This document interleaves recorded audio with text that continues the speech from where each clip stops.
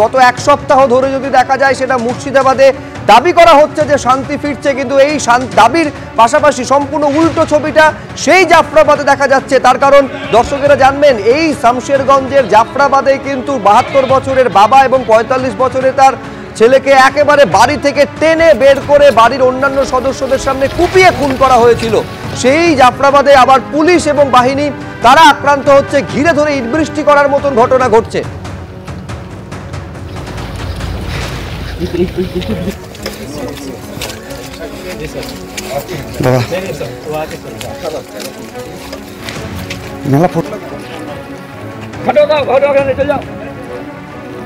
দুটো ছবি এখানে অত্যন্ত গুরুত্বপূর্ণ। এক হচ্ছে শামশেরগঞ্জে যখন এরকম ছবি, ধুলিয়ানে যে ছবি দেখা গেছিল যে বিএসএফ এর উচ্চপদস্থ কর্তাকে ঘিরে ধরে মহিলারা ঘিরে ধরছেন এবং তারা একটা স্থায়ী ক্যাম্পের দাবি জানাচ্ছেন, পুলিশের প্রতি তীব্র অনাস্থা তারা প্রকাশ করছেন।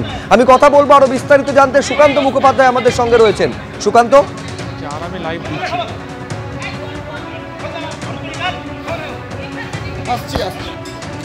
দেখো, জানিয়ে রাখি যে এখনো পর্যন্ত শামশেরগঞ্জ বা সুতি এলাকাতে বিএসএফ এবং সিআরপিএফ মিলিয়ে 17 কোম্পানি এই মুহূর্তে পোস্ট রয়েছে বা তাদের ডিপ্লয়মেন্ট রয়েছে। আজকে একদিকে যখন সমন্বয় বৈঠক হয়েছিল এডিজি বিএসএফ এর সাথে রাজ্যের শীর্ষকর্তা অর্থাৎ ডিজি রাজীব কুমারের, এবং সেই বৈঠকের পর কিন্তু পরিষ্কার ভাষায় ডিজি বলেছিলেন যে এখন পরিস্থিতি আন্ডার কন্ট্রোল বা পরিস্থিতি কিন্তু অনেকটা নিয়ন্ত্রণে।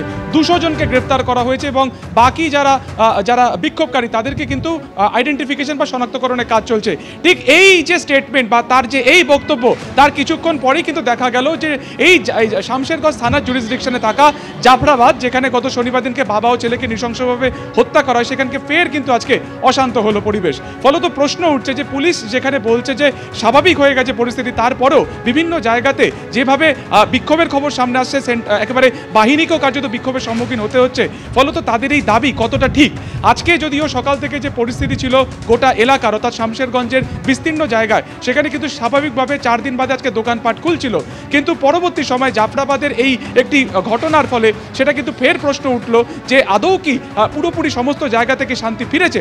এবং আজকেও তোমাকে বলে রাখি যে আজকে পুলিশের তরফ থেকে দাবি করা হয়েছিল যে যারা এই বিভিন্ন গ্রাম থেকে যারা মালদাতে আশ্রয় নিয়েছেন বা অন্যত্র চলে গিয়েছেন, তারা ধীরে ধীরে কিন্তু ফিরছেন। কিন্তু আজকে আমরা বিভিন্ন গ্রামে গিয়ে দেখেছি যে সেখানে কিন্তু এখনো পর্যন্ত যারা কার্যত শনিবার দিন বা শুক্রবার দিনকে হিংসার পরে বা অশান্তির পরে তারা গ্রাম ছাড়া হয়ে গেছিলেন, তারা এখনো কিন্তু ফেরেননি।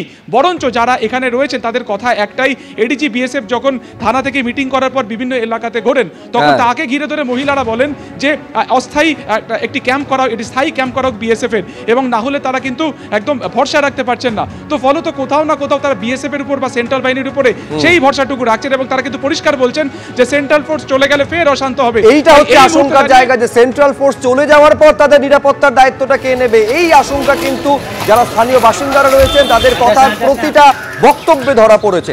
ধন্যবাদ সুকান্ত।